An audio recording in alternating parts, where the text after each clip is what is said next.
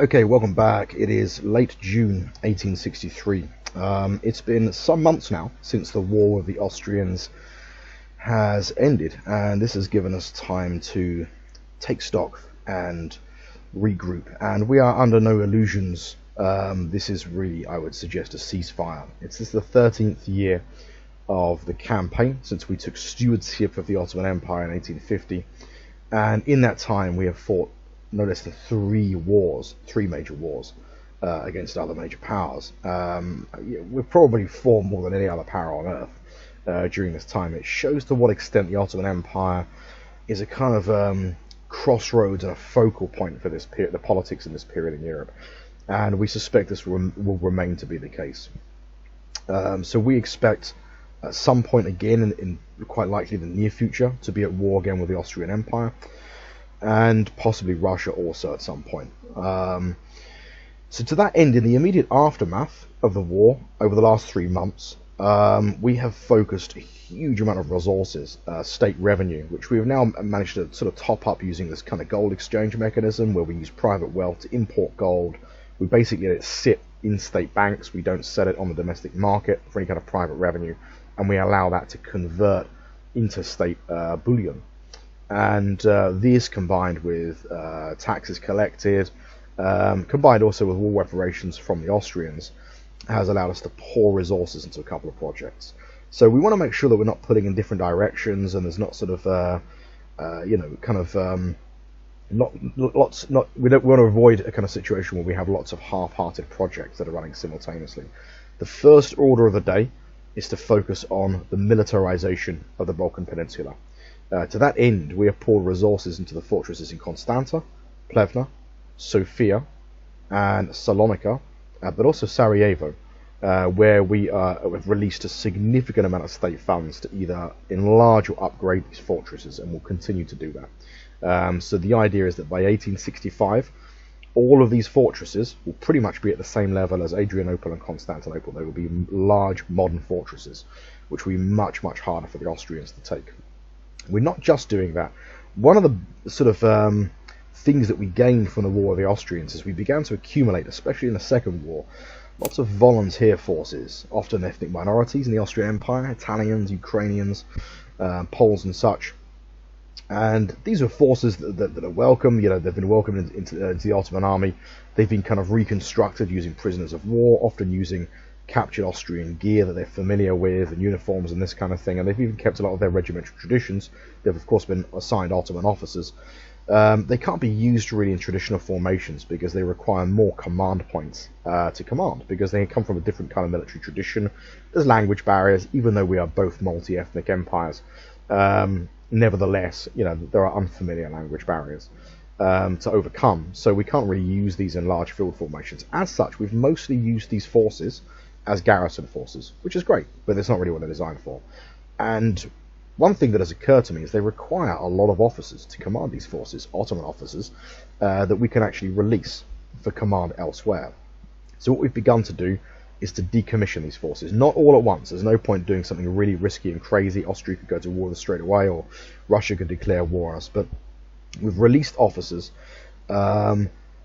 We decommission these forces to release officers, but also many of the actual soldiers in these army corps. They're pretty much all corps-sized forces. These soldiers now are often just subject to the Ottoman Empire. They've lived in the Ottoman Empire for many years, so we recoup some of the manpower. We also recoup state funds and war material and stuff like this. And we're decommissioning them, and in their sort of place, we've begun a mass program for professional fortress troops, garrison forces of different kinds. This is the more modern variety that we have access to. These kind of fortress troops, I think they're armed using things like Drace needle guns, Gatling guns, more kind of modern armaments that exist but in a limited sort of fashion. The other variety, the more common variety, traditional kind of fortress troops are armed with traditional smoothbore muskets. They're not quite as organised. They require slightly less officers. But it's been a mass program. Keep in mind that all of these forces combined represent 76,000 men. It's almost the size of an entire field command. We've probably increased the size of our army, well, sort of by 100,000, but I mean, it's a bit like we've decreased the size of our army by decommissioning Army Corps. But what it really is converting these kind of volunteer forces into regular professional military Ottoman forces that have a kind of role specialization, which is the role that these army corps are filling anyway, which is basically holding fortresses. That's not finished yet. It is going to be something that's going to take a bit of time. And the idea is that with the expansion and upgrade of these various fortresses, we'll begin to stock these forts out with regular, not just kind of fortress or garrison forces that are mustered in the event of a siege, but regular formations that are based there permanently. In addition to that, in Sinop, I think we've begun the construction of our first gun emplacement sort of battery, I suppose. And these are much more expensive, but we'll begin a mass construction program of those as well. The idea is, I'm thinking a little bit about military sort of, what military approach we take to the next war. This war has mostly been fought in the Balkan Peninsula. It's mostly been fought again on Austrian territory, like the first war that we had with Russia. The second war, we managed to avoid that. But largely, we could avoid that because of the geopolitical situation was a bit different. The establishment of a neutral Romania functioned as a kind of bloc. Also, the Principality of Serbia, Montenegro did. So we had this Zvornik gap that we could kind of exploit. The Austrian offensive, of course, was very unsuccessful. It was really calamitous in the first war. We made a lot of that, rolled them up, established ourselves in Bosnia, and then conducted an operation towards Vienna, which ultimately came off, to our own surprise, we should say. But the idea is we can't necessarily change the geopolitical kind of situation, really, with regard to these Balkan minor powers. Not without overstepping our mark, intervening in them directly, and possibly kind of losing the sympathy of powers like Britain and France. And we want to be a little bit careful of that. You know, we don't want to kind of alienate kind of possible future allies. So what we can do, however, is to have maybe, well, first of all, if we have these fortresses significantly upgraded, it'd be much harder for the Austrians to take them. These function as a holding force. They can hold even very large Austrian forces for a considerable amount of time. We can keep 1 or 2 armies, maybe 3 in Adrianople, and we basically split our force and get a real concentration around Sarajevo, sort of like we had in the First War. Sarajevo will be a large modern fortress. It'll be one of the biggest fortresses we're going to have in the Balkans, and that will provide us with a launching point. It will force the Austrians. We calculate that the Austrians will likely put their main effort on the Danube again. In the event that they do that, first of all, we have railroads also, which will be going up to Sarajevo. We can strategically redeploy forces quite quickly to Sarajevo. We can calculate where their main effort is going, and this could provide the basis for an operation again up towards Vienna. Now, during the last 6 months or the last year of this war, we significantly expanded our transport fleet. That remains to be the case. Some of the ships have been decommissioned, but very quickly this can be expanded again. But we now have a very, very large transport fleet, which can lift an entire army of about 80,000 men.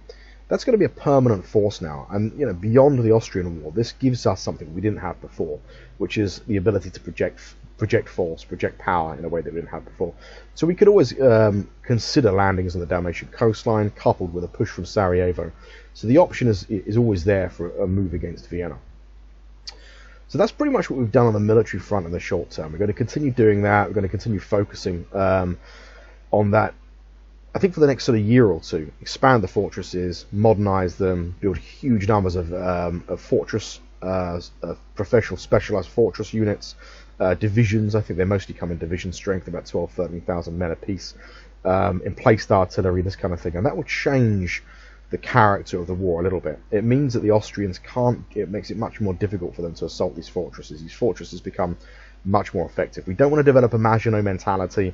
We understand that in all of the wars that we've fought so far, it's our field army, effective leadership, getting effective force concentration, these kind of things that really carry the day. But we have 6 field commands. They're not going away. In terms of our 6 field commands, the first army, which was previously, of course, Omar Pasha's command, is now under the command of Mehmed Ali, is holding its position in Adrianople. We have Rita Pasha, currently inside the fortress in Sofia, looking to kind of really complete the training and upgrade of his forces, which is almost complete. These are almost now, for the most part, regular line infantry. We have the army under Ahmed Pasha in Salonika, doing the same thing, looking to upgrade and train a lot of the rural conscripts. We expanded our army fairly significantly in the last war. We now have to consolidate that. by training, introducing new officers and things like this, and learning from the experience of the last war. So we have 3 of our field commands. In fact, that's a lie, we have more than that. We have 3 standing field commands that are ready for action in the European theatre.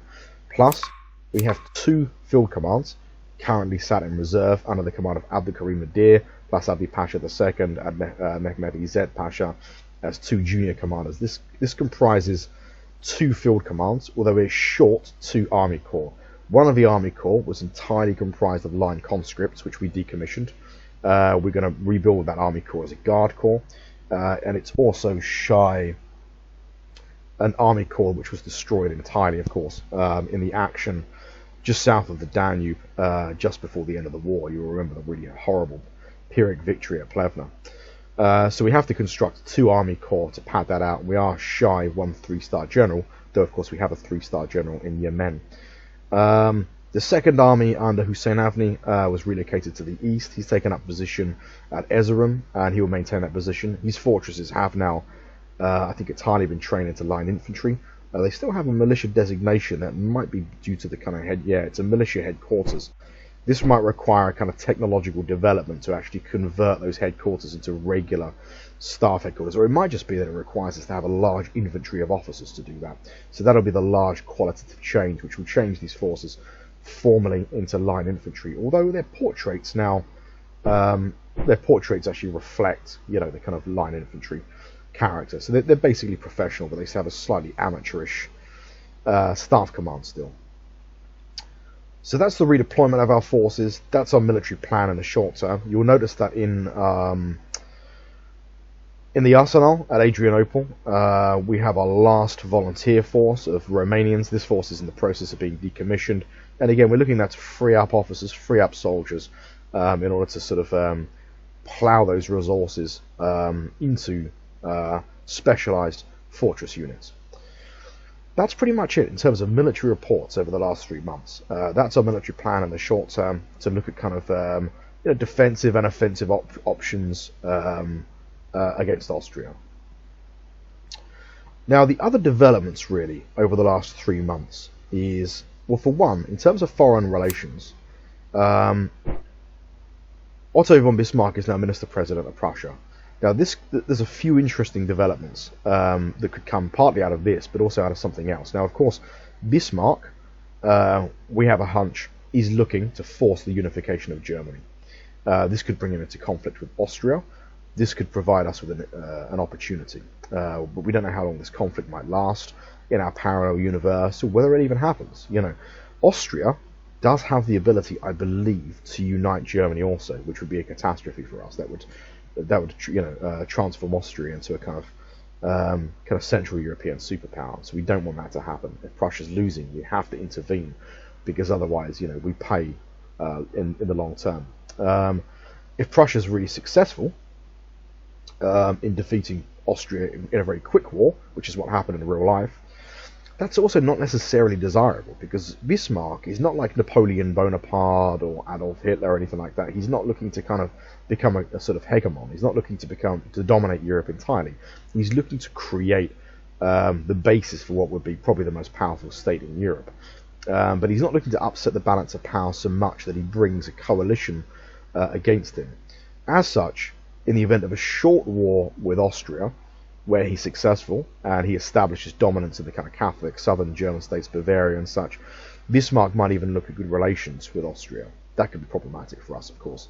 But that might not be much different from the relationship that Prussia has had with Austria so far, which is to say that they guarantee them. It means that we couldn't really declare war on them without expecting to get a war with Germany, which we definitely don't want. So it means that we would always be waiting for the Austrians to move against us, because we would not be in a position to prosecute a war against Austria. It's never really going to be beneficial for us to prosecute a war against Austria anyway, unless they're extremely vulnerable elsewhere, because we have no claims that we can press. But what we would be looking to do is, if the opportunity presented itself in the coming decades, it would be to try and dismantle the Austrian Empire, to balkanize the Balkans. Excuse me. And of course, we're looking to do that to secure, really, our kind of western and northern frontier. The other question, of course, is Russia. Now, Russia has been tied up in a long-term conflict in Scandinavia that it's not looking as good as it was. It looks like the Austrians have had the Russians have had to pull some forces out to deal with a host of kind of revolts and insurgencies that are cropping up all over the empire. You have one of the sort of Baltic states just south of Riga, and of course there was a really significant revolt in Poland, which affected Prussia, Austria, and Russia. Three powers which are nominally fairly close to each other, but this has caused a little bit of a change in the kind of the political situation. At the end of this, it looks like Prussia played a key role in suppressing this revolt, but the net result of that seems to be that Prussia, at least temporarily, controls Warsaw. Now, I don't know what ramifications that has long term, whether they keep themselves in Warsaw or not. Russia, in turn, managed to liberate Radom or Tarnow, which I believe is an Austrian territory, from the Polish rebels. So the suppression of this Polish revolt has kind of upset, if you like, the traditional boundaries that existed between Prussia, Russia, and Austria. If this is a long-term thing, if this is a long-term change, this is exciting for us. This provides us with really interesting opportunities, because this could be a running sore between these three powers. This junction this could be really exploited by us long term. We'll see what happens. It may just be that once the revolt is completely suppressed and it's over, that the territories return to their kind of traditional boundaries, which, I think are relatively accepted. Or I think Russia might have some claims on Carpathia, I'm not sure. But anyway, so it could be interesting. Russia, of course, now has pushed railroads all the way into kind of Congress Poland, so they will have rail access to Poland, which means that Russia can project its strength more effectively on the Prussian and Austrian frontier. They are now beginning to develop railroads into the hinterland and into the northern Caucasus.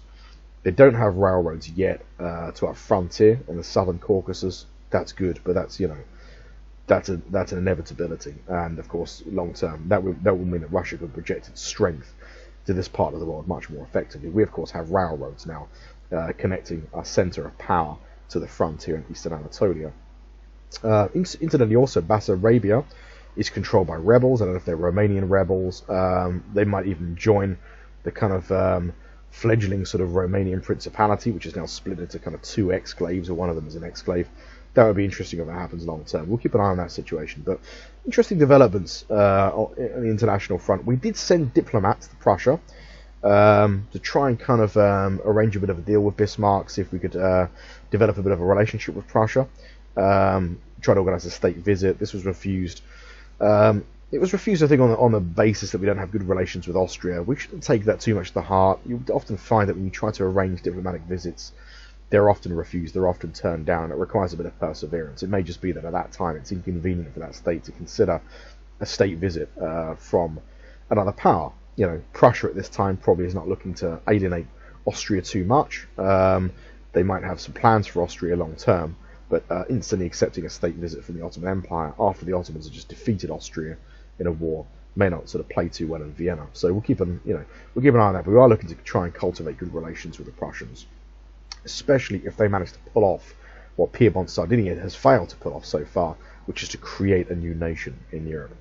In terms of what's happening in the Italian peninsula, we're going to keep a careful eye on that. It looks like the Austrians have, at the very least so far, delayed the unification of the Italian peninsula. They've militarily occupied a part of the peninsula. The French have also intervened and have occupied areas around Naples, for example. So we'll keep an eye on this. In real life, of course, France intervened to actually support Piedmont Sardinia. We'll see what kind of events happen and what unfolds in the Italian peninsula. I mean, the Italian peninsula could be interesting for us. Now, this brings me into another feature of the game, really, which is spheres of influence, colonies, and things like this. If we go to our colonial map, which is here, Ministry of Colonial Affairs. Over the last 13 years, we've put a lot of resources, time, and effort into kind of consolidating the Arabian Peninsula and really what is our interior, I suppose. It seems a bit strange, really, because you could say, well, the Ottomans have been in Hejaz for kind of, centuries. How is the Hejaz not a protectorate or, indeed aided or anything like this? One of the problems that the Ottomans had, really, especially during the 18th century when you have increasing decentralization of the Ottoman Empire, where you have local rulers in Egypt, for example, and Algiers, where, regional beys, that are increasingly, I mean, like they have rather tenuous links with the Sublime Porte, with the Ottoman government. And also, the Europeans take an increasingly legalistic view of territory, what comprises territorial control, and things like this. Whereas the Ottomans had maybe a much more ambiguous understanding of this in the 17th, 18th century. You didn't have border posts or anything like that, or maps that were coloured in particular areas to clearly define who controls what. And once you have areas like Algiers, for example, that have rather tenuous links to Constantinople, with local bays that maybe even for decades or even a century or more are largely self-governing, this means that a country like France can occupy Algeria, and it becomes something of a fait accompli. It also means that areas like Egypt can look to try and secede from the empire with the support of European powers, and this again becomes a kind of fait accompli and something that we can't really change or roll back without significant kind of warfare and sort of strife that may not really be worth its cost. So what we've looked to really do is to establish a concrete sphere of influence, because we live in a world dominated by Western Europeans. So it doesn't really matter what we consider territorial control. We have to establish the legalistic basis for controlling areas. So to that end, we have declared in the last 13 years protectorate status over Kuwait. Iraq was already kind of consolidated as a formal colony. Not really a colony in our eyes. This is a part of our interior. But what this really means is these areas, are completely controlled by the Ottoman Empire. The only way that a European power can look to take Syria or Iraq is, or Lebanon and Syria, or any of the Anatolian provinces, is by open warfare of the Ottoman Empire. Everyone recognizes that, okay? In terms of the Arabian sort of peninsula, it's a little bit different. These areas were not properly consolidated. You had a lot of local kind of rulers and this sort of thing. And you have to keep in mind that among Arab scholars, the Tanzimat was viewed not really as culturally significant. It's viewed much more as the empire reasserting central control. The Tanzimat in the Middle East was always really just seen as the empire reasserting itself.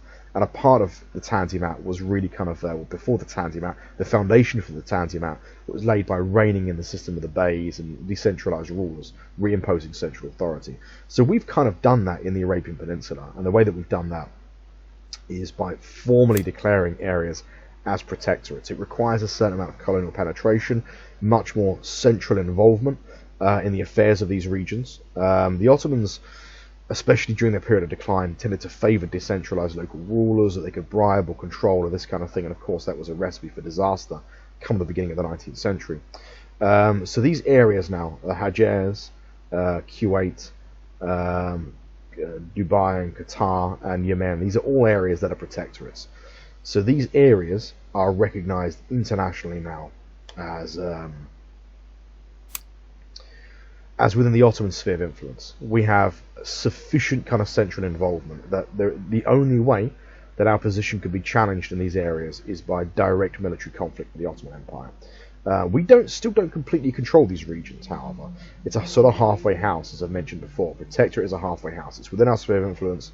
Everyone recognises that this is our backyard, and we have sufficient involvement that we actually have, military occupation, for example, of much of Hejaz, Kuwait, the Gulf states. Of course, Aden is a little bit more kind of tenuous in terms of military occupation. There is significant local resistance there. The next step, really, is formal colonial status. Now, again, we don't really view these as colonies in the same way that the British view India necessarily. We view this as our interior. But formal colonial status requires a certain threshold of colonial penetration. Really, that it shows that the Ottoman state is so directly involved in the administration and the running of these regions that they are just a part of the Ottoman Empire. They are part of our metropole. That's the next important step. And really, between now and 1870, we do really want to concretely look at turning some of these regions into formal colonies. This is something we achieved very early on with kind of Libya, with Tripolitania and Cyrenaica. One of the reasons being is because we didn't have contiguous access to this territory. The Italians have a real interest, or Piedmont Sardinia has a real interest in this region, so do the French. So we wanted to kind of get this done very early on. It's a large region, and it's prone to insurgencies, Senussi insurgencies from the south. So we wanted as much stability, and it can sometimes be difficult to get to this region, especially with pure age of sail, which we have for the first 10 years. It can sometimes take time to get troops there. It's difficult to supply it, so on and so forth. So we've achieved that. This is now really a part of our metropole. Confusingly, because a place like Kuwait, for example, isn't. But everyone recognises that this is formal Ottoman territory. That's an important step. Now, the reason I'm talking about this is because one area where there is some ambiguity in terms of how the European, how the world, how the legal systems of the day views territory, and that is the Balkan Peninsula. Now, everyone recognizes that the Ottoman Empire has de facto military control over this region.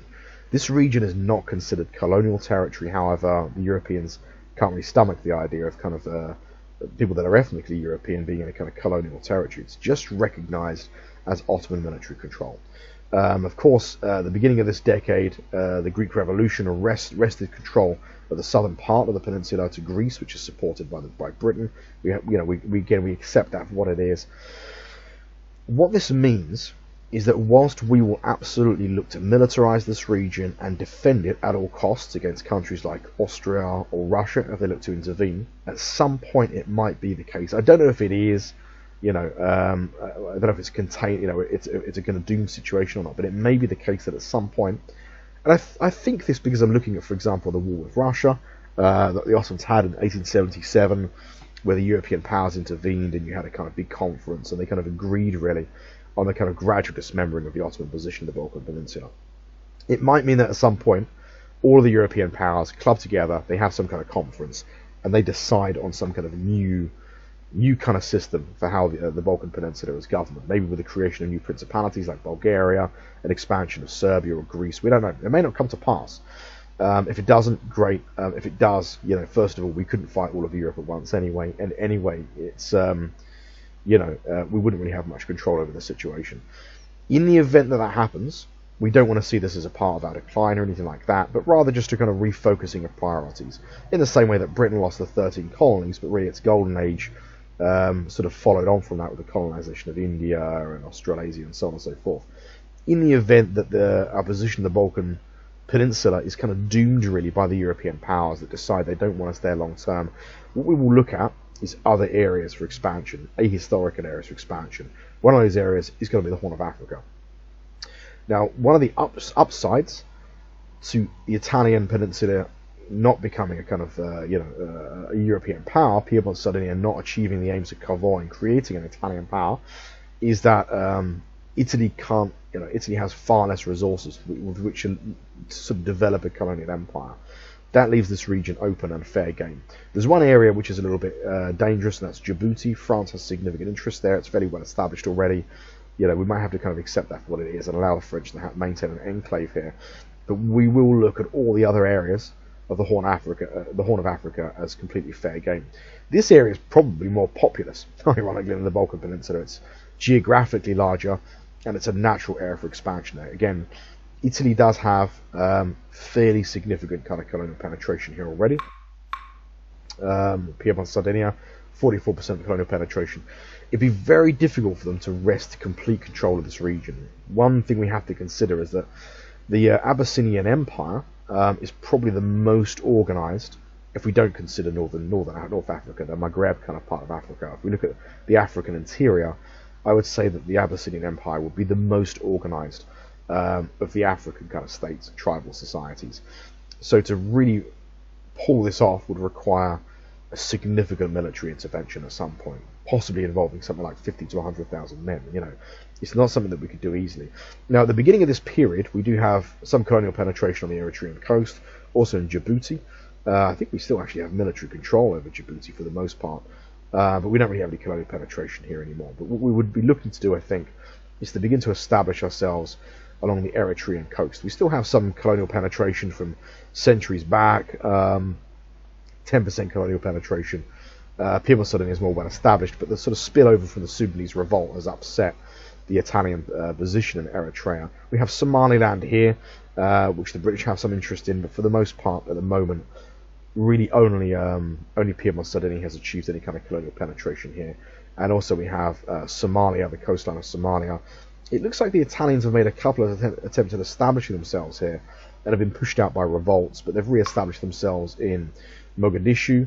They've got colonial merchants, a trade post being built, a mission, so we're kind of already behind the game there.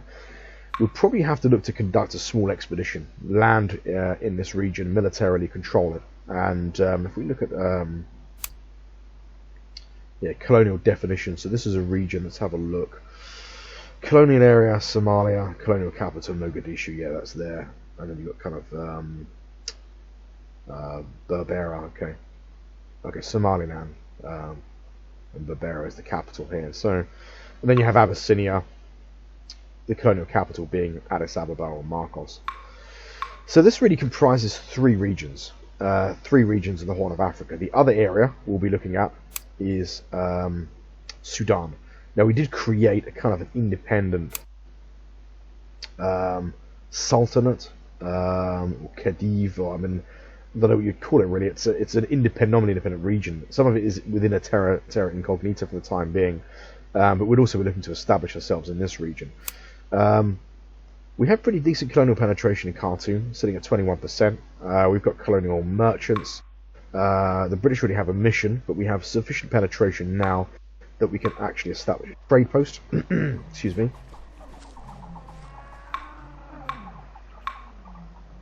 So the Sudan, Horn of Africa, these are areas that we look at. It's a significant chunk, It's increasingly looking like it. It's not quite a scramble yet, but the Europeans are really looking at establishing themselves more and more in Africa. And we should do the same, The Ottomans did really do this in real life, actually. They had real kind of plans for Africa, but they had very limited resources with which to really kind of pursue these plans. But they were looking to kind of try and play the British and the French off. It didn't really come off. I mean, by kind of sort of 1889, they realised that the game was up, and they really focused on consolidating, for example, Libya. And this is when you begin to see the kind of arming of the Senussi and the militarisation of local forces to try and really just maintain their position. We're a much stronger power than the Ottomans were in 1863. I'd suggest that in the last 13 years, we've seen a pace of industrialisation which has probably seen our economy grow at a faster rate, I would suggest, than probably any other power on earth. During this period in terms of economic growth, we're sort of the China of this era. Maybe that's a bit of a passé contemporary reference, I don't know, perhaps the China of 5 or 10 years ago or something, but dramatic economic growth. It's seen our economy grow 4 or 5 times, the establishment of a significant amount of industrial plant and the development of infrastructure, which now, if we look at our railroad stretches from Niche all the way down to Judea, now has continuous rail lines. It's not always depicted on a map as a continuous line. Sometimes it's just seen as local lines, but they connect up. And we have also additional lines going in to connect up Niche all the way to Sarajevo. So at some point soon we'll have Sarajevo to Judea, can be travelled to on rail. And we also have rail lines going in all the way south. The kind of Mesopotamian line is in construction now, and will be linking up Baghdad within the year.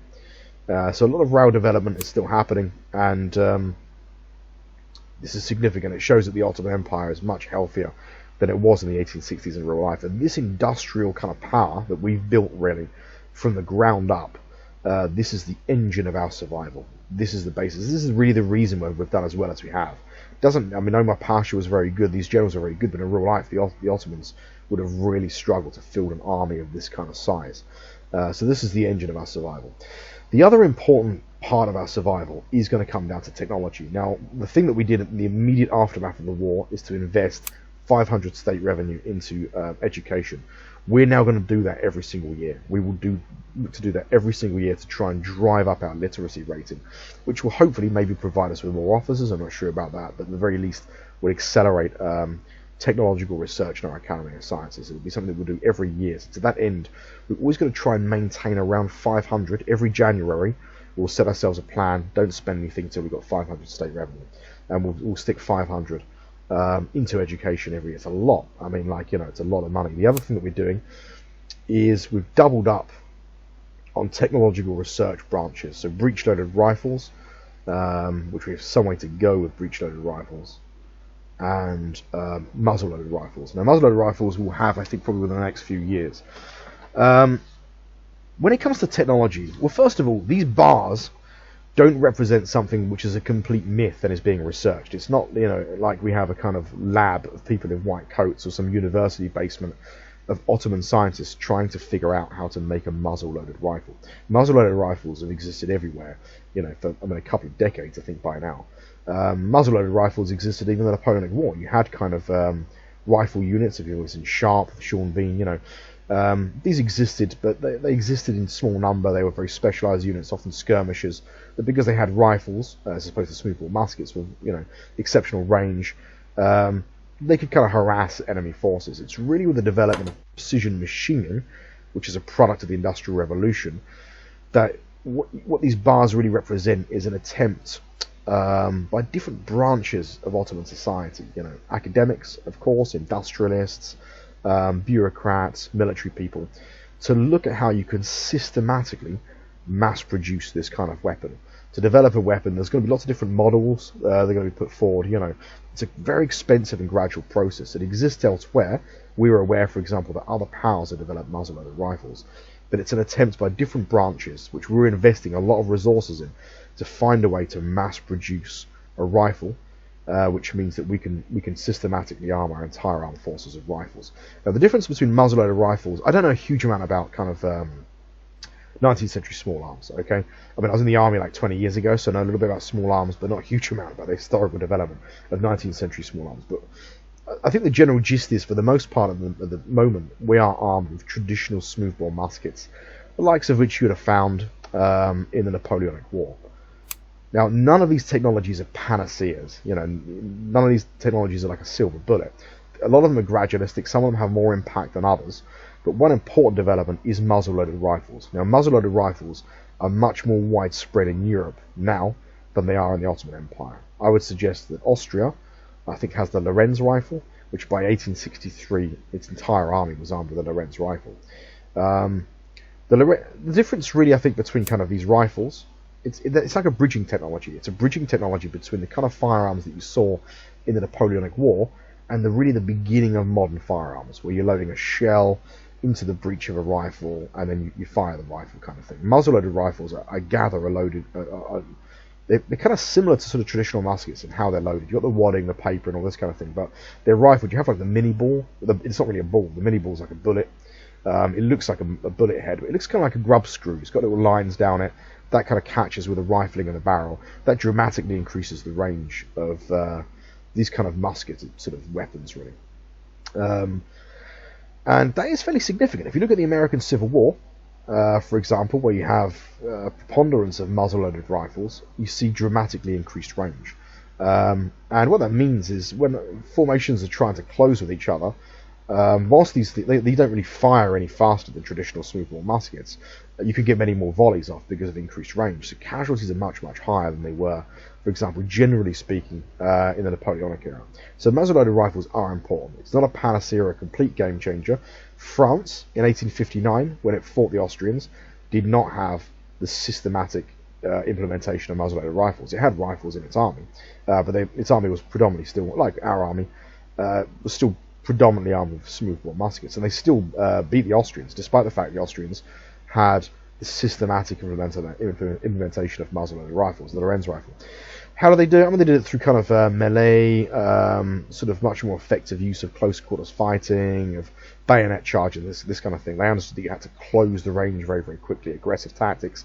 And indeed, in our own war with the Austrians, despite the fact that we are technologically behind, our commanders have done something similar, I assume. They've used maneuver, foliage, terrain, perhaps aggressive kind of melee combat. The problem is, these things become really serious when they start stacking up. Muzzle-loaded rifles is a bit of a bridging kind of technology, really. But once you start getting to, for example, breech-loading rifles, this is the real game changer, is breech-loading rifles. Breech-loading rifles is really the beginning of modern firearms. It's when all of the kind of things that you're ramming into a weapon, the wadding, the paper, and the charge and all this kind of thing, this is all contained within a shell that is ejected from the weapon, typically during the action of firing the weapon. Okay, so for example, breech-loaded rifles, the first generations of these kind of weapons that were developed in like the 1870s, like over 1863, you can still find some of these first generation weapons kicking around. You've got like the Martini Henry, which you will see feature in the film Zulu, for example, is a really famous kind of breech-loaded rifle. In 2011, 2012, the Americans recovered some Martini Henrys in Afghanistan from an arms cache. You still find them kind of dotted around, first generation breech-loaded weapons. So you can see that how significant this is. Really, breech-loaded weapons obviously is a real game changer. First of all, in terms of fire rate, you can see that in films like Zulu, but also if you look at things like the Winchester in America, I think would count as a kind of breech-loaded weapon. Winchester is obviously the really famous, emblematic kind of weapon that is associated with the conquest of the American West and this kind of thing. I would wager, I don't know if this is true, but I mean America in the kind of current period is has a real kind of nostalgic culture, sort of small arms, firearms culture, and there's a huge amount of small arms in the United States. It wouldn't surprise me at all if it's still possible in the United States, probably to buy a Winchester that is pretty much built to spec. It's the original spec. It wouldn't surprise me at all. It may not be true. I mean, there'll be lots of modern varieties of Winchester, but so you'll still see kind of designs of these first generation breech-loaded rifles kicking around. So this is a game changer. Breech-loaded rifles. We want to get to this really in the next 7 years. By 1870 would be really, really good. We're not far off the systematic implementation of muzzle-loaded rifles. So that familiarizes us with rifle technology. This allows industry to be tooled effectively with precision machining to mass-produce muzzle-loaded rifles. This does increase the effectiveness of our army significantly. This is like a new generation of weapons. And then following on from that, 7, 6, 7, 8, 9 years maybe at most, we'll be looking at breech-loaded rifles. Once we've got muzzle-loaded rifles in the bag, we're going to be looking at some other technologies also. I think one other thing we're going to be looking at is, for example, military staff system, but iron muzzle-loaded artillery, new kinds of artillery, and also ultimately the Navy. Now, at this time, in the early 1860s, you're beginning to see the emergence of iron ships, monitors and ironclad ships and this kind of thing, in the American Civil War. And this will be a game changer, an absolute game changer in terms of naval designs. They'll become much more expensive. These iron ships might soon enough become steel ships and become significantly larger.